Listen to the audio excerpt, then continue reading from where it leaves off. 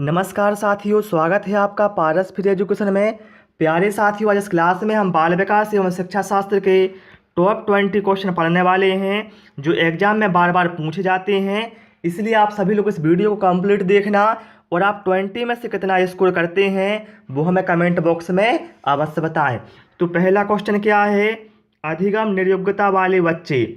Option है बहुत बुद्धिमान तथा परिपक्व होते हैं, बहुत सक्रिय होते हैं लेकिन उनकी बुद्धि लब्धि कम होती है, कुछ भी नहीं सीख सकते, या फिर अधिगम के कुछ पक्षों से संघर्ष करते हैं। बताएं आप लोग यहाँ पर राइट आंसर क्या होगा? तो साथियों, अधिगम निर्योग्यता वाले बच्चे वे बच्चे होते हैं जो अधिगम कार्य आसानी से नहीं कर पाते हैं तथा वे कठिनाइयों का अनुभव करते हैं। अतः हम कह सकते हैं अधिगम निर्योग्यता वाले जो बच्चे होते हैं यह अधिगम के कुछ पक्षों से संघर्ष करते हैं। ऑप्शन डी यहाँ पर राइट आंसर हमारा हो जाएगा। प्रश्न क्रमांक 2 पर आते हैं। पूर्व संक्रियात्मक काल में आने वाली संज्ञानात्मक योग्यता है अमूर्त चिंतन की योग्यता, अभिकल्पनात्मक निष्कर्ष चिंतन, लक्ष्य उद्दिष्ट व्यवहार की योग्यता, या फिर दूसरे के दृष्टिकोण को समझने की योग्यता। तो साथियों, जो पूर्व संक्रियात्मक काल है यह जीन पियाजे के अनुसार संज्ञानात्मक विकास की दूसरी अवस्था है और इसमें कौन सी योग्यता आती है? तो इसमें लक्ष्य उद्दिष्ट व्यवहार की योग्यता आ जाती है। तो ऑप्शन सी यहाँ पर राइट आंसर हमारा हो जाएगा। और ध्यान रखना, पूर्व संक्रियात्मक काल होता है 2 से 7 वर्ष तक। ठीक है, चलिए प्रश्न क्रमांक 3 पर आते हैं। सीखना। अब यहाँ पर सीखना या अधिगम से संबंधित 4 कथन दिए हैं। कहा गया है सीखने वाले के संवेगों से प्रभावित नहीं होता है। तो भैया सीखना संवेगों से प्रभावित होता है, तो ये कथन बिल्कुल गलत है। संवेगों से क्षीण संबंध रखता है, गलत भैया। सीखने वाले के संवेगों से स्वतंत्र है, नहीं, क्योंकि जो सीखना है यह सीखने वाले के संवेगों से प्रभावित होता है, क्योंकि जितनी व्यक्ति की रुचि होगी उसके अनुसार ही उसकी जो सीखने की क्रिया है वो होगी। ठीक है, तो ऑप्शन डी यहाँ पर राइट आंसर साथियों हमारा हो जाएगा। ठीक है, चलिए प्रश्न क्रमांक 4 पर आते हैं। एक बच्चा जो आंशिक रूप से देख सकता है, आंशिक रूप से देख सकता है इसका मतलब है कि वो बच्चा दृष्टि दोष से पीड़ित है। तो यहाँ पर 4 कथन हैं, उस बच्चे के बारे में बताना है कौन सा कथन सही होगा। आप लोग अपना आंसर जल्दी से सिलेक्ट करें क्या होगा। तो देखिए, यदि एक ऐसा बच्चा है जो आंशिक रूप से देख सकता है मतलब वो दृष्टि दोष से पीड़ित है, तो शिक्षक का कर्तव्य है कि उसे विशेष प्रावधान करते हुए नियमित विद्यालय में रखना चाहिए। ऑप्शन डी यहाँ पर राइट आंसर हमारा हो जाएगा। और यदि आपको वीडियो पसंद आ रहा है तो वीडियो को लाइक कर देना साथियों और चैनल को सब्सक्राइब भी कर लेना। चलिए प्रश्न क्रमांक 5 पर आते हैं। एक सह शिक्षा कक्षा में लड़कों से शिक्षक का यह कहता है कि लड़के बनो और लड़कियों जैसा व्यवहार मत करो। यह टिप्पणी बताएं आप लोग, यह जो टिप्पणी है कि लड़के बनो लड़कियों जैसा व्यवहार मत करो, यह जो टिप्पणी है वो कैसी है? तो भैया यह जो टिप्पणी है यह लड़के लड़कियों में भेदभाव की रूढ़िबद्ध धारणा प्रकट करती है। ऑप्शन सी यहाँ पर राइट आंसर हमारा हो जाएगा। ठीक है, जब भी आपको इस टाइप के कथन मिले कि लड़कियां लड़कों की अपेक्षा कमजोर या मतलब इस टाइप से बताए जाए तो वो रूढ़िबद्ध धारणा प्रकट करती हैं। ठीक है, चलिए प्रश्न क्रमांक 6 पर आते हैं। भाषा विकास के लिए प्रारंभिक बचपन काल खालिस्तान है। बताएं आप लोग कैसा है प्रारंभिक बचपन काल भाषा विकास के लिए? कम महत्वपूर्ण, अमहत्वपूर्ण, अति संवेदनशील या फिर निरपेक्ष? तो ध्यान रखना साथियों, भाषा विकास के लिए प्रारंभिक बचपन काल है वो अति संवेदनशील है। ऑप्शन सी यहाँ पर राइट आंसर हमारा हो जाएगा।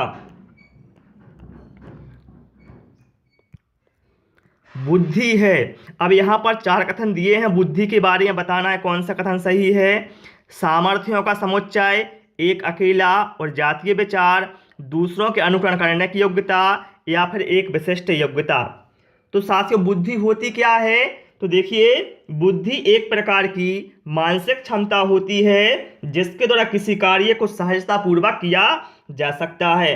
अतः हम कह सकते हैं बुद्धि सामर्थ्यों का एक समुच्चय होता है।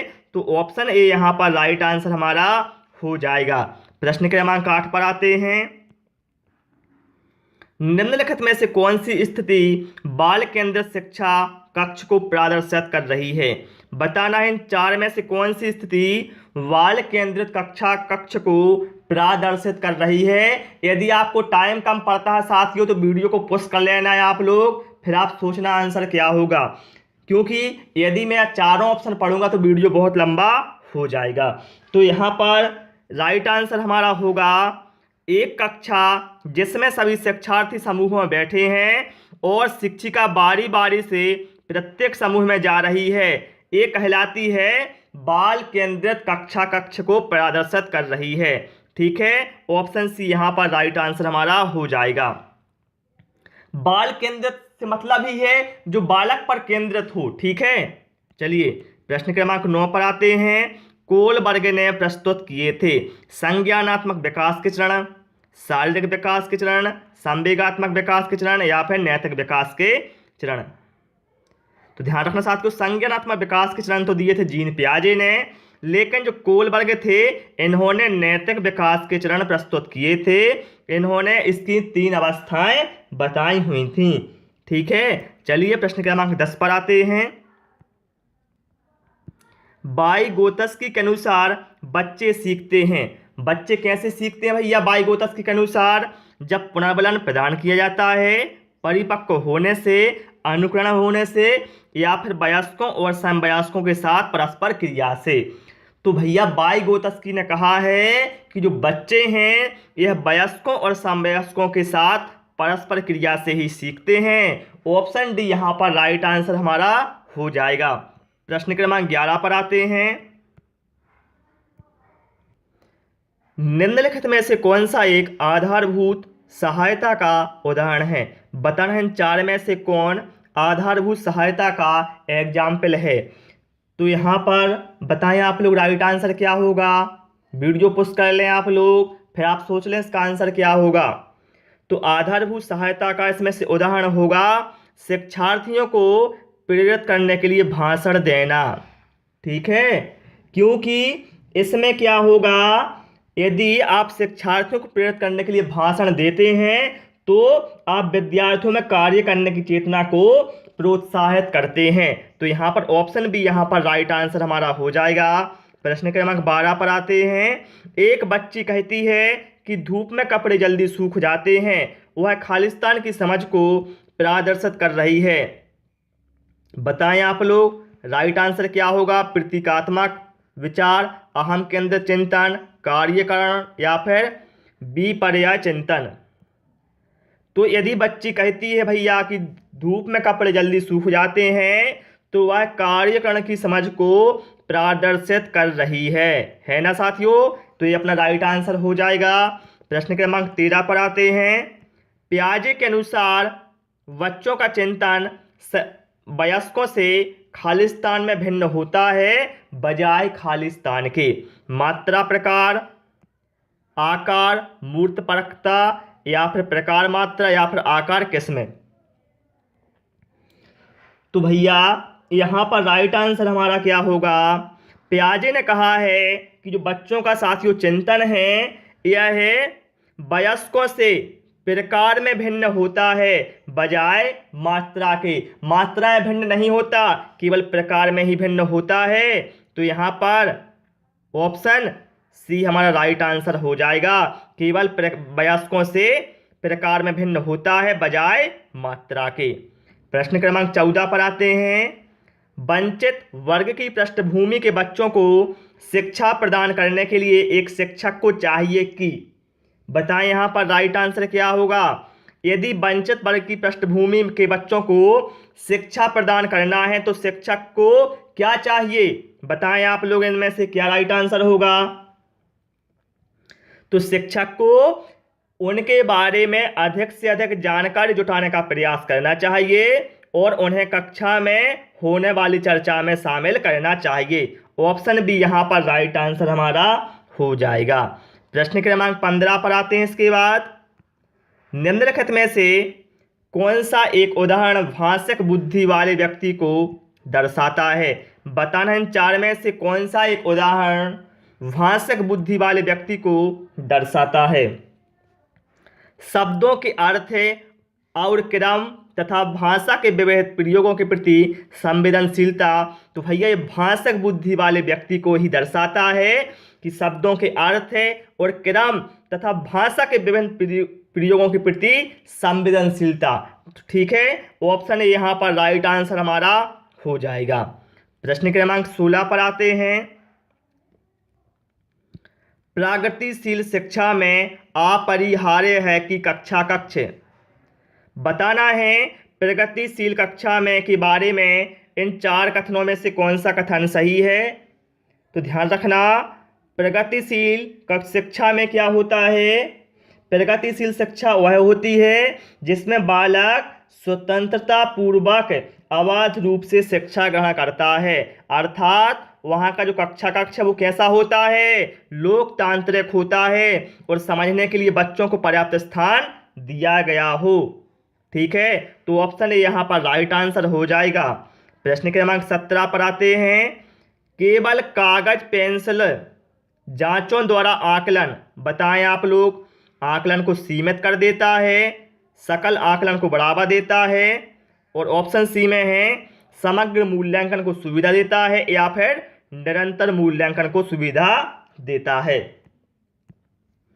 तो साथियों, कागज पेंसिल जांचों द्वारा जो आकलन होता है वो आकलन को सीमित कर देता है। क्यों कर देता है? क्योंकि किसी व्यक्ति का जो आकलन है साथियों, उसके लिए सभी पक्षों का अवलोकन जरूरी होता है। अतः हम कह सकते हैं यदि आप कागज पेंसिल जांच द्वारा आकलन करेंगे तो वो आकलन को सीमित करेगा। ठीक है, ऑप्शन ए यहाँ पर राइट आंसर हो जाएगा। प्रश्न क्रमांक 18 पर आते हैं। शिक्षक बच्चों के सृजनात्मक विचारों के लिए प्रोत्साहित कर सकता है। बताएं आप लोग। उन्हें बहुविकल्पी प्रश्न देकर या फिर उन्हें उत्तर कंठस्थ करने के लिए कहकर या फिर उन्हें प्रत्यास्मरण आधारित प्रश्न पूछकर।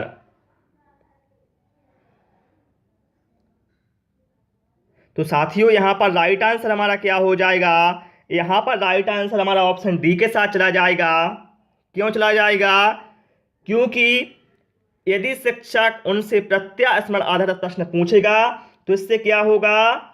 नए विचार या वस्तु की उत्पत्ति या बारे में चिंतन से संबंधित होने बच्चों में जानकारी उत्पन्न होगी, अर्थात सृजनात्मक विचारों के लिए जो शिक्षक है वो उन्हें प्रोत्साहित कर सकता है उनसे प्रत्यास्मरण आधारित प्रश्न पूछकर। ठीक है, चलिए प्रश्न क्रमांक 19 पर आते हैं। अधिगमकर्ता केंद्रित विधि का आशय है। भैया सभी जानते हैं अधिगमकर्ता क्या होता है, बताने की आवश्यकता नहीं है। ठीक है, तो अधिगमकर्ता केंद्रित विधि का आशय क्या होता है? यहाँ पर राइट आंसर साथियों हमारा जाएगा ऑप्शन ए के साथ। वे विधियाँ जहाँ अधिगम में अधिगमकर्ता की अपनी पहल तथा प्रयास सम्मिलित होते हैं। अधिगम का मतलब होता है सीखना। ठीक है, और अधिगमकर्ता मतलब सीखने वाला। ठीक है, तो यहाँ पर राइट आंसर हमारा ऑप्शन ए के साथ चला जाएगा। चलिए प्रश्न क्रमांक 20 पर आते हैं, जो कि हमारे टेस्ट का लास्ट क्वेश्चन है, और आप लोग इसके बाद कमेंट करना आपने कितने क्वेश्चन सही किए हैं। निम्नलिखित में से कौन सा एक सीखने के लिए प्रमुख है? अर्थ निर्माण, अनुकरण, अनुबंधन या फिर रटकर याद करना। भैया सीखने के लिए प्रमुख होता है अनुबंधन। अनुबंधन से मतलब क्या होता है हमारा? परिस्थिति। क्यों? क्योंकि जितना अच्छा शैक्षणिक वातावरण उपलब्ध होगा अधिगम कार्य उतना सुचारू रूप से होगा। अतः हम कह सकते हैं कि सीखने के लिए सबसे प्रमुख होता है अनुबंधन। ठीक है, तो डियर साथियों, उस क्लास में हमने 20 क्वेश्चन पढ़ लिए हैं, वो भी व्याख्या सहित। आपको क्लास कैसी लगी हमें कमेंट करके अवश्य बता दें। क्लास पसंद आई हो तो वीडियो को लाइक करें, दोस्तों के साथ शेयर करें, और आपने कितना स्कोर किया है वो हमें कमेंट बॉक्स में अवश्य बताएं।